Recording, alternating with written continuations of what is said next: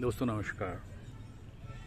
उत्तराखंड में प्रधानमंत्री की केदारनाथ यात्रा के बाद ये अब सुनिश्चित हो गया है कि वहाँ का औपचारिक चुनाव प्रचार की शुरुआत हो गई है।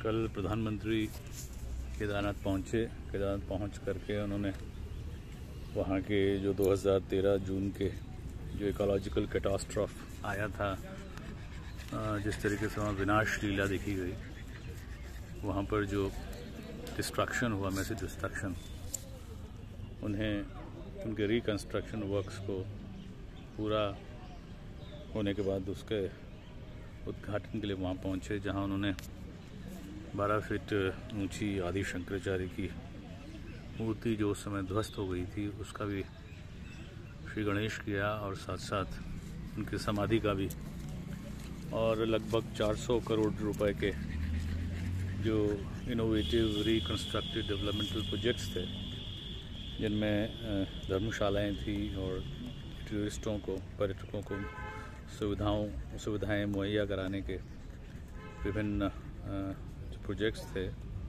उनका श्री गणेश किया। खुद भी उन्होंने इंस्पेक्शन किया और साथ साथ केदार बाबा के सामने और शंकराचार्य के सामने मेडिटेशन भी किया, जनता को संदेश भी दिया। लेकिन एक सबसे महत्वपूर्ण सवाल है, वो ये है कि ये प्रधानमंत्री की 5वीं केदारनाथ यात्रा थी और उनकी ये 5वीं केदारनाथ यात्रा के बाद जो कार्य पूरे किए गए हैं 400 करोड़ रुपए के, उनका श्री गणेश भी हुआ, जनता को समर्पित हुआ।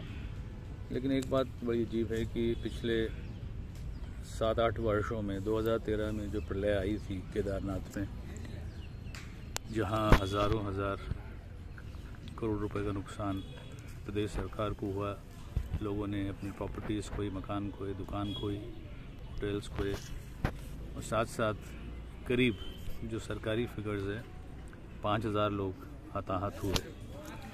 उसके बाद उस समय की जो सरकार थी, विजय बहुगुणा जो से मुख्यमंत्री थे, बाद में हरीश रावत हुए, त्रिवेंद्र रावत हुए और अब पुष्कर सिंह धामी, यानी 7 साल का दौर, जिसमें बड़े बड़े वायदे वहाँ की जनता के साथ किए गए, खासतौर से जो इस प्रलय में जिनको नुकसान हुआ था भारी भरकम, जिन्होंने अपने खोए, हज़ारों लापता हुए, लोगों की जान गई, बेतहाशा नुकसान लोगों ने झेला। उस समय के वायदे किस हद तक पूरे हुए, इस पर कोई बात नहीं होती है। आपको याद होगा उस समय वर्ल्ड बैंक से, एशियन डेवलपमेंट बैंक से, सरकारी एजेंसी से सेंट्रल फाइनेंशियल एड पैकेज के तहत हज़ारों करोड़ रुपए उत्तराखंड में आए। बात उस समय विजय बहुगुणा ने और उसके बाद हरीश रावत ने और जो सक्सेसिव गवर्नमेंट्स से उनके मुखियाओं ने वहाँ पर लगभग 200 या 300, मुझे फिगर एग्जैक्ट याद नहीं है, गांव जो इस आपदा में क्षतिग्रस्त हो गए थे, लोग जो पटरी से उतर गए थे, जिनके जीवन, जो गांव पूरी तरीके से तबाह हो गए थे, उन्हें रिहैबिलिटेट करने की बात की गई थी कि उन्हें एक नए स्थान पर पुनः रिहैबिलिटेट कर दिया जाएगा। और 7 साल का समय मेरी नज़र में बहुत बड़ा समय है, लेकिन आज उस मोर्चे पर कोई बात नहीं होती है कि उन हज़ारों परिवारों का जो तबाह हो गए थे 2013 की इस आपदा में, उनका क्या हुआ, उनका रिहैबिलिटेशन को लेकर के, उनके मकानों को रिकंस्ट्रक्शन करने को लेकर के, उन्हें व्यवस्थित करने के लिए, उन्हें पुनर्स्थापित करने के लिए सरकार के पास, उत्तराखंड सरकार के पास जो विभिन्न माध्यमों से हज़ारों करोड़ रुपए आए, आखिर उसका क्या हुआ और उन लोगों को किस हद तक राहत मिली, इस पर कोई वाइट पेपर नहीं है। और ऐसा लगता है कि तमाम विकास कार्य केदारनाथ या बद्रीनाथ धाम में की तरफ शिफ्ट हो गए हैं। मैं ये पूछना चाहता हूँ, और शायद आप भी इस बात से मेरी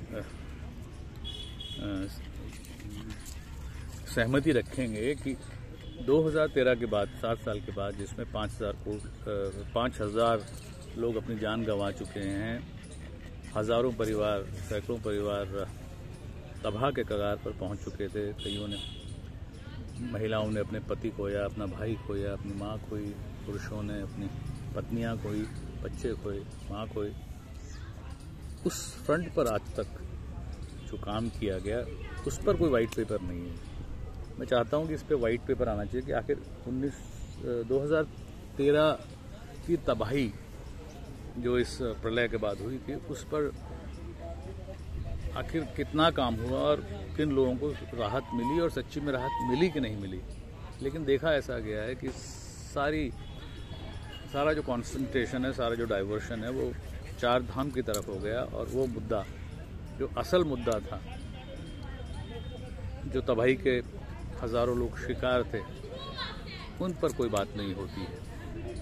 आखिर केदारनाथ है या बद्रीनाथ है या जो चार धाम हैं या और धाम हैं, उनके विकास कार्यों को, उनके रिकंस्ट्रक्शन को कितना बार राजनीतिक तौर पर भुनाया जाएगा, ये एक बहुत बड़ा सवालिया निशान है।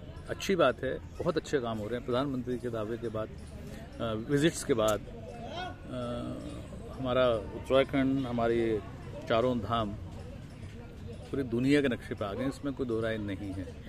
और पर्यटन के दृष्टिकोण से जो हमारा उत्तराखंड का पर्यटन, खासकर स्पिरिचुअल टूरिज्म, जो यहाँ की इकोनॉमी को सुदृढ़ बनाने का एक महत्वपूर्ण ज़रिया है, उसको भी बहुत बड़ी शक्ति और ताकत मिली है। और आने वाले समय में पूरी दुनिया से लोग उत्तराखंड पहुँचेंगे। पर्यटन जो स्पिरिचुअल टूरिज्म है वो सुदृढ़ होगा, इसमें कोई दो राय नहीं है। लेकिन आखिर 2013 के आपदा के बाद जो केदारनाथ, बद्रीनाथ और अन्य धामों में विकास कार्य की बात होती है, आखिर उन्हें पॉलिटिकली कब तक भुनाया जाएगा, इसकी तो एक सीमा होनी चाहिए ना। उसके बाद तो चुनाव हो गए, भारतीय जनता पार्टी की सरकार आ गई, और ये तो वैसे भी राजनीतिक लोगों का, राजनीतिक पार्टीज का, सरकारों का दायित्व है। वो कोई ऑब्लिगेशन नहीं है वहाँ की जनता या वहाँ के इलेक्टोरेट्स के ऊपर में, ये उनका फ़र्ज़ है, दायित्व है। इसी की वजह से तो उन्हें प्रजातांत्रिक प्रणाली में चुनाव जीत कर संसद या विधानसभा में भेजा जाता है कि जो अपेक्षाएं हैं जनता की उन्हें पूरा किया जाए, और पूरा किया जाना उनका दायित्व है, उनका संवैधानिक फ़र्ज़ है। खैर, प्रधानमंत्री की यात्रा बहुत सफल रही है, हमारी सबकी शुभकामनाएं उनके लिए। उन्होंने इसमें 5 बहुत महत्वपूर्ण कार्यों को अंजाम दिया है। एक तो केदारनाथ में जितने भी रिकंस्ट्रक्शन प्रोजेक्ट्स थे उनको पूरा किया, इसमें धर्मशालाएं बनी, सड़कें बनी, वहाँ का मॉडर्नाइजेशन हुआ, और आने वाले समय में भी उन्होंने बहुत ज़्यादा आश्वासन दिए हैं और पूरा करने की ठानी है।